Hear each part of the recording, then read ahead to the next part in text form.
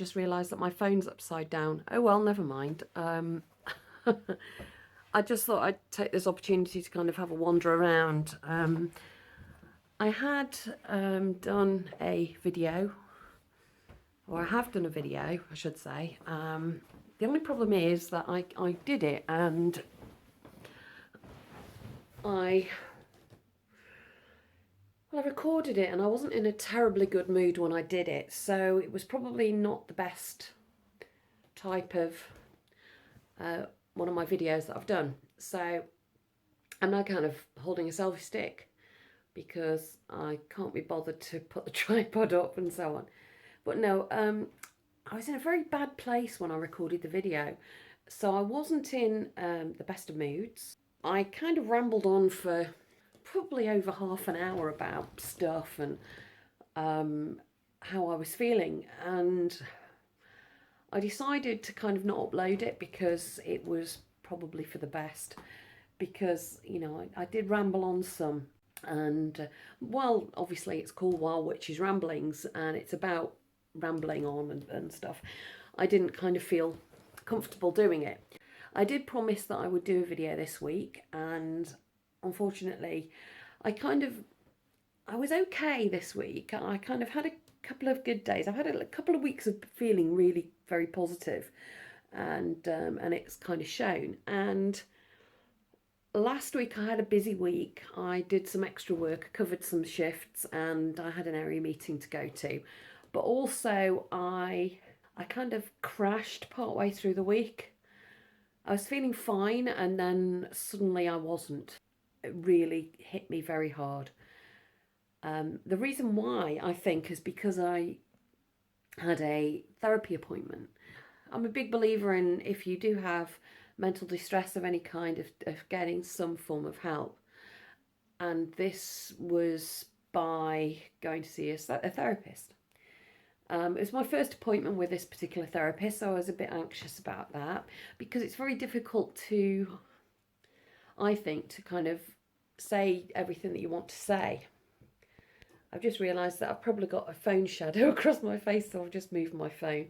But yeah, I found it was very difficult to kind of say what I wanted to say, all of it, really. So I kind of briefly skirted over just about everything that's been going on. And she said, "My, haven't you been busy? And no wonder that you've been sort of stressed out and you're feeling the way that you do." So it was nice to sort of know that support's there. However, I came back after the appointment and I felt like I'd crashed. I really did. And I was feeling very, very low.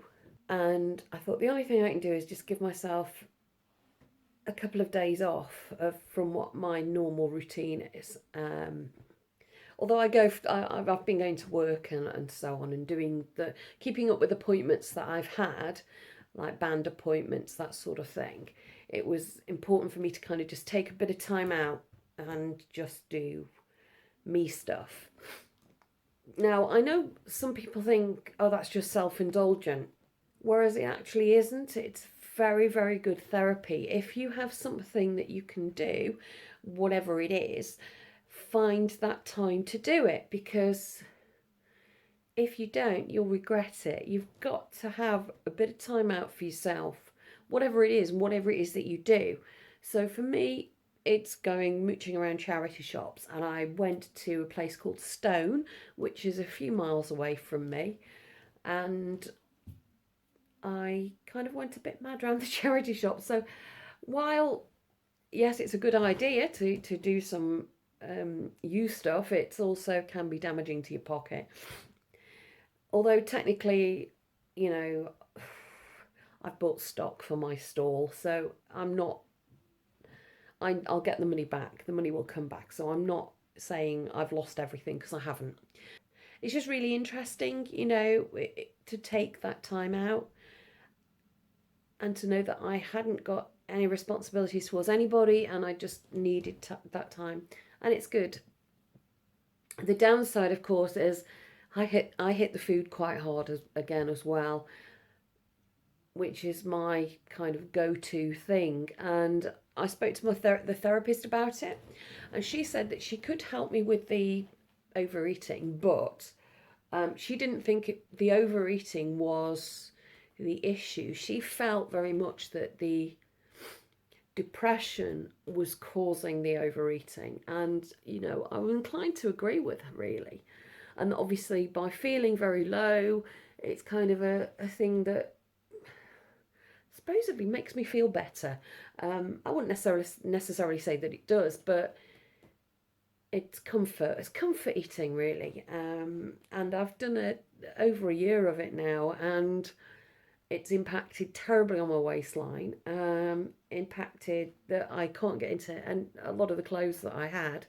So I've been raiding charity shops for clothes to wear, even just day to day stuff, you know. And I did something I've not done in about 20 years today. I went out yesterday, I went out and bought a pair of jogging pants just to kind of lounge around the house in because, you know, jeans are getting tight.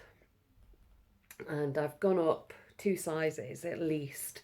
I would say that I probably have really gone up another size, but I haven't found any that fit or haven't found any that don't look like granny pants in those sizes. So I'm kind of reluctant to buy more in the next size up because I think if I buy more in that size up, I'm kind of admitting defeat. However, if I'm not comfortable, then I'm not going to look to lose it either. So I'm kind of in this kind of state at the moment where I'm kind of between feeling really good and not feeling very good at all. The good days have been great. They really have been fantastic. Today is one of those days. I actually feel quite good today. I actually felt quite good yesterday too. So I think I'm kind of on the turning point now between feeling really bad and feeling quite good. It's been a long time coming, let me tell you. You know, it's been over a year of kind of like increasing my dose of antidepressants and just kind of going with it. It's been difficult. It's been a very difficult time, but it's also been very good the fact that I've needed to have this because I'd had a year or so before getting another attack of depression. I was feeling fine. I'd lost loads of weight. I felt great. I was feeling really positive, and then it's like it hit me out of the blue in about November, December 2015, where I suddenly had this crash. And it's the only way I can kind of describe it. And I spoke to the therapist about this, and she said it sounds like you have what's called recurrent depression, where you'll have it, you'll kind of get cured, which you don't really get cured of it, but you manage it and everything's fine, and then you get it again. Because I had it after I had my youngest daughter too, so they class that as postnatal depression. But again, I've just hit a brick wall again. So she said it seems like it's recurrent depression that you're getting, which means that we're not kind of getting to the root of the problem. I've agreed to go along for some group therapy, which is something I've never tried before. So I'll give it a go. I'm not sure it's going to work, but we'll see. I mean, anything that's going to help, as far as I'm concerned, is a good thing. Because if we don't tackle what's at the heart of the problem, we're not going to move on from it, or I'm not going to move on from it. So yeah, I even sort of cut my fringe the other day just to kind of, cheer myself up a bit, and it's lifted me a little bit. So it's just little things. And Graham took me out for breakfast this morning, which was really nice. We went to Frankie and Benny's and had breakfast, which was really nice because they do free refills on your coffee and tea, so that was cool. So yeah, just little things like that, and I'm just kind of being kind to myself today. He's out fixing his car at the moment, and I'm kind of just doing this because I did say I'd do a video, so this is my video. I could go into lots of different things today, but I'm not going to. I'm just going to leave it here of kind of